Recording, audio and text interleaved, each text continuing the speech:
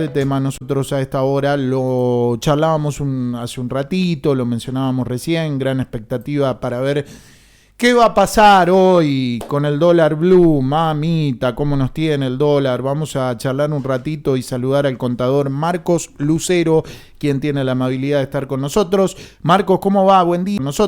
Marcos, ¿cómo va? Buen día. De este lado Jorge Poder te saluda. ¿Todo bien? Hola Jorge, muy buenos días, ¿cómo están ustedes? Todo bien, Marcos, gracias por tu tiempo.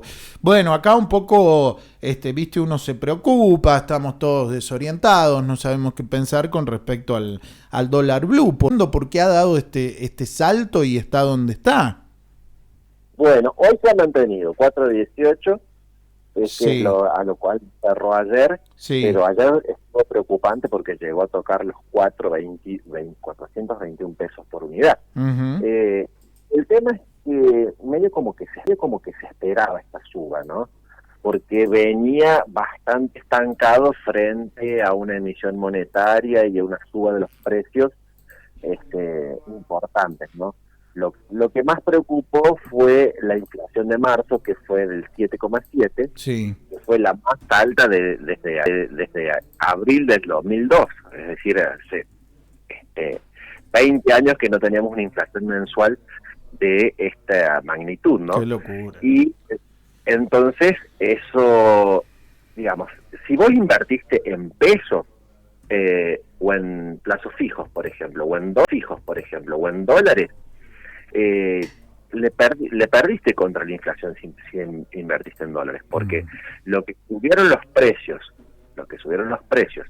en lo que va del año, comparado con lo que subieron los dólares, por ejemplo, los dólares subieron un 20,8, entonces tampoco convino comprar dólares, ¿por qué? Porque realmente estaba estancado el precio.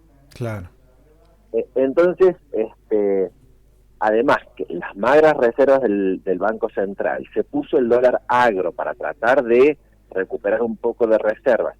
Pero fíjate que el tema del dólar agro o el famoso dólar soja, tiene alguna pequeña trampa, porque si bien genera reservas para el Banco Central, está comprando, o sea, se lo está pagando a los exportadores a 300 pesos y después lo tiene que salir a vender a 218 en el mercado. Entonces esa diferencia, ¿cómo la cubre?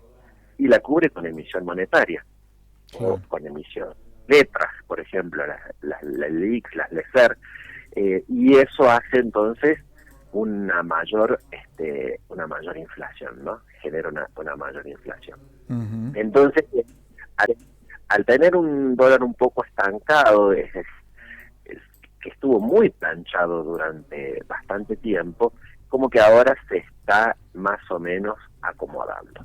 Sumado a esto que tenemos una situación como de incertidumbre, siempre en los años electorales se genera una cierta incertidumbre Sí. sobre qué es lo que va a suceder a futuro, entonces la gente por las dudas se trata de cubrir, y uno de los, digamos, de los refugios más tradicionales en nuestro país para cubrirse contra la incertidumbre futura económica es acudir al dólar, una moneda más o menos estable, que si bien Estados Unidos también tiene inflación importante en estos últimos años, Mm. y está perdiendo un poco de competitividad con respecto a otras monedas internacionales. El Uh-huh. dólar no es muy fuerte, pero lo que Pero sucede para es que como nosotros sigue siendo la... el problema no es que el dólar suba, es nuestro peso que cada vez Claro, vale menos. Ese claro. es el tema, Exacto. ¿viste? Sí, porque el dólar, tal cual vos lo decís, también pierde valor, también pierde importancia, así que no es como vos decís, no es que el dólar esté cobrando valor o importancia, sino todo lo contrario, el peso está, sino todo lo contrario, el peso está Exacto. por el piso. Marcos, ¿qué tenemos que interpretar? Que a medida que nos vayamos acercando a las elecciones, va a ser cada vez peor la situación. Y va a ir, yo creo que, digamos, sobre todo lo que no es por expectativas personales, que yo puedo llegar a decir, puede diferir mucho de lo que sucede después en la realidad, pero observando los datos, el dólar futuro ya está cotizando cerca de 500 pesos para diciembre. Mm. Entonces, este, es podría ser de esperar que se acerque el valor real mucho se acerque el valor real mucho a esa cotización, ¿no? ¿Cuál es, Marcos, para que lo entendamos todo simple, el impacto que tiene esto en nuestra economía hogareña, en nuestra economía diaria? Y bueno, básicamente un peso frente al la inflación. Aproximadamente en un año y medio, eso se traslada a suba de precios. Y recordemos, como decimos, estamos en año electoral. ¿Qué pasó en el 2019, por ejemplo, en las PASO? En las PASO, 2019, de 43 pesos a 60. Claro, fue el gran salto, sí. 50%. Sí, entonces, sí. La gente tiene miedo de que eso vuelva a suceder también este año. Por eso ya muchos que se están cubriendo, ¿no? Claro. Marcos, ¿qué salida le ves a todo esto? ¿O qué final? ¿O qué puede llegar a pasar con todo esto? Porque digo, está bien, pasan las elecciones, ponele que venga otro presidente o siga el mismo, ya no lo sabemos. Pero digo que en algún punto esto va a terminar o va a seguir siempre así, el peso va a seguir perdiendo su valor. ¿Y qué pasa? Va a llegar un momento que ya el peso no va a valer nada. Bueno, yo con respecto, digamos, ya no vale nada. Mucho no me gusta hablar de política, pero en un año electoral la economía y la política van de la mano. Y sí, ¿no? Van completamente de la mano. Y ahí yo veo un poco de irresponsabilidad, tanto por parte del gobierno como por parte de la oposición. ¿Por qué? Porque el gobierno sigue gastando desenfrenadamente y financiando ese gasto con emisión de títulos públicos, sobre todo de corto plazo, ajustados por índices de inflación, de emisión monetaria. Y por otro lado, desde la vereda del frente, la oposición hablan de hacer explotar el Banco Central, sí. Que la dolarización, que tenemos experiencias en Latinoamérica que en un principio resultaron,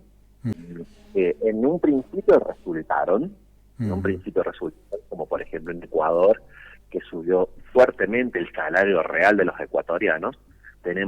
Hicimos en las cuartas jornadas de administración financiera del año pasado, tuvimos un colega ecuatoriano, el doctor Guayamabe, de Finanzas San Luis y de la Facultad de Villa Mercedes. Al principio hubo un recupero de el salario real de los trabajadores, pero después es insostenible mantener un nivel de gasto sin poder emitir. Entonces eso llevó a un excesivo endeudamiento. Entonces ahora están muy complicados con el tema de deuda en Ecuador, de la deuda externa, ¿no? Claro. Más o menos lo que sucedió en nuestro país con la convertibilidad en los 90. Claro. Al principio todo era rosa. La gente compraba, importaba, viajaba al exterior.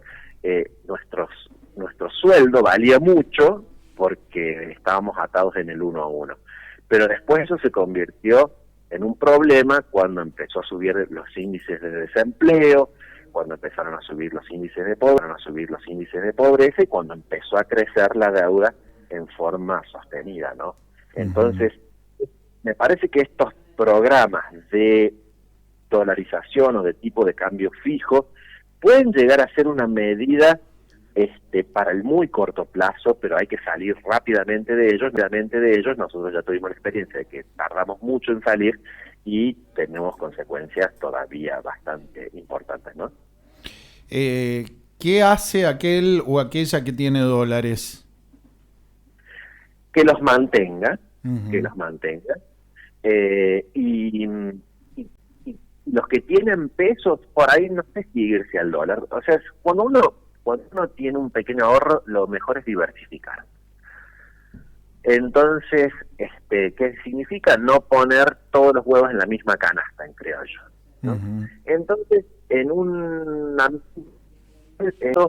mucho al tema de los CDR, que son cuando uno compra certificados de depósito argentino, que se denomina, que son acciones de empresas de otros países que cotizan en la Bolsa de Buenos Aires y están atadas, por ejemplo, al dólar o al euro. Entonces son un poquito más seguras. Hay gente que está invirtiendo en criptomonedas. Yo mucho no lo recomiendo porque tienen una alta volatilidad y eso es para personas más arriesgadas. Algunos están poniendo el dinero en plazos fijos ajustados por inflación, plazo fijo UVA. Hubo una suba de tasas de interés hace unos 20 días, casi un mes, del 75 al 78%, se hicieron atractivos los plazos fijos tradicionales, pero con este índice de inflación del mes de marzo del 7,7% y más o menos se espera un 8% para abril, es como que el plazo fijo tradicional está dejando de ser una alternativa rentable, sí. Por eso que la gente está pasando al plazo fijo UVA. Todo depende del grado de aversión al riesgo que tenga el inversor, y bueno, obviamente el monto que quiera poner y también el plazo. O sea, yo siempre digo, cuando el dinero, ¿para qué sirve? No sirve más que para gastarlo. El ahorro, ¿qué es decir, no lo voy a gastar ahora, lo voy a gastar en el futuro. Entonces, si vos vas a ahorrar, te tenés que poner una meta financiera. Claro. ¿Sí? Cambiar el auto porque quiero pintar la casa, porque me quiero hacer un viaje, porque tengo el cumpleaños de 15 de mi hija, lo que fuere, ¿no? Pero yo me pongo una meta. Ahorrar por ahorrar no sirve de nada, el dinero no sirve de nada, sirve solamente para gastarlo. Uh-huh. Entonces, si yo no me pongo una meta, estoy ahorrando a ciegas, digamos, estoy a que no sé a dónde voy a llegar. Entonces, primero me pongo la meta y después caminamos hacia ahí. Entonces, yo decís vos, bueno, Jorge, me decís vos, Marcos, me quiero cambiar el auto. Bueno, ¿en cuánto más o menos puedes cambiarte el auto? En 1 año y medio, 2 años. Bueno, entonces te recomiendo una inversión en tal tipo de activos financieros. Ahí lo tenés más claro. Exacto, uh-huh. Pero no para... Si vos me decís, no sé cuándo la voy a gastar, si dentro de 1 año y medio, si dentro de 5 años, o que lo quiero para la jubilación dentro de 20, 30 años. Claro. ¿Me entendés? Es diferente.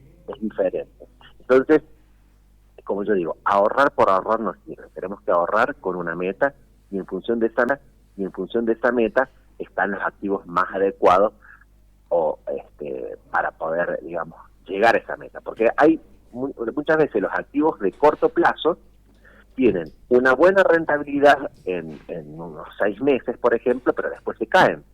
Uh-huh. Y hay otro tipo de activos que en 6 meses, es más, hasta podés llegar a tener una pérdida, pero si vos lo dejas 5 años, 10 años, y tenés un buen crecimiento y en términos reales, digamos, es decir, que no afectado por la inflación.